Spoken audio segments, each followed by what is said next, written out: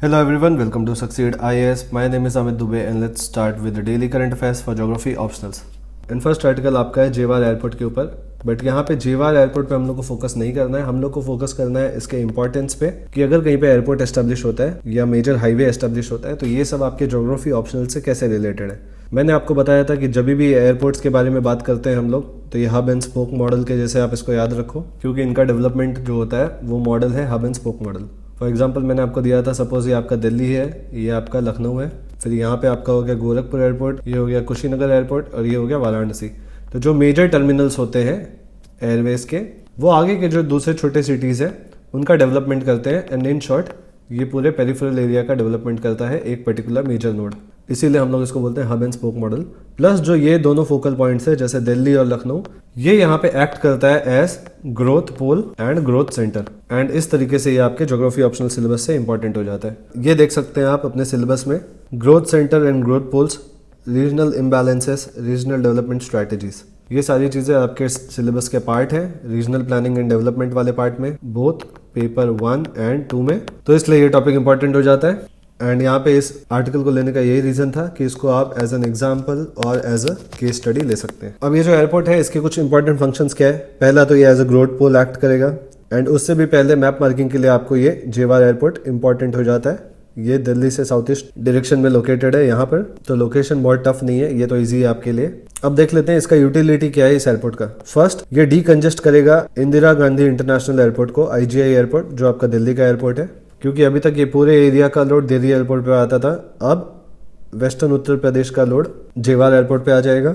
Second important benefit है ये tyre 2 और टायर 3 सिटीज जो हैं आसपास के, फॉर एग्जांपल अलीगढ़, मथुरा, इन सबको कनेक्ट करेगा इस एयरपोर्ट से. एंड अगर आप इस मैप को ध्यान से देखोगे तो आपको पता चलेगा कि इस एयरपोर्ट की कनेक्टिविटी बहुत अच्छे से की गई है. For example Delhi Mumbai express highway जो है उसको यहाँ पे ये एयरपोर्ट कनेक्ट करेगा.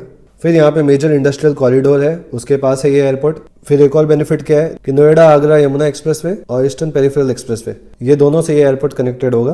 तो इस तरीके से ये एयरपोर्ट एक्ट करेगा as a major growth pole and growth centre.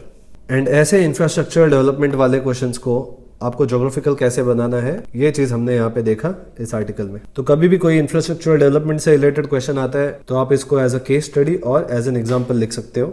And आज ज्योग्राफी ऑप्शनल के करंट अफेयर्स में एक्सप्लेनेशन वाले कुछ खास आर्टिकल्स नहीं थे. मे बी संडे होने की वजह से आज कुछ ज्यादा इंपॉर्टेंट इश्यूज पेपर में नहीं आया है. तो 4-5 लोकेशन मैप मार्किंग के लिए आज के पेपर से इंपॉर्टेंट है.